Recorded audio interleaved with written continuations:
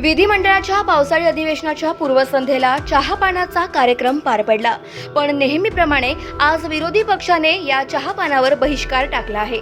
या चहापानाच्या कार्यक्रमास उपमुख्यमंत्री देवेंद्र फडणवीस, उपमुख्यमंत्री अजित पवार, मंत्री मंगल प्रभात लोढा, गुलाबराव पाटील, अतुल सावे आणि मंत्रिमंडळातील इतर सहकारी उपस्थित होते।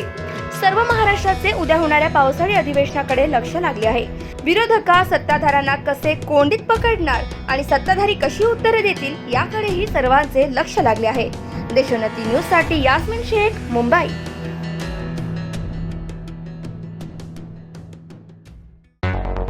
मुंबई, पुणे, नागपूर, मराठवाडा असो का विदर्भ, राजकीय, सामाजिक, शैक्षणिक क्षेत्र असो का क्रीडा, सर्वच घडामोडीचे विश्लेषण पाहायला विसरू नका। फक्त देशोन्नती न्यूजवर।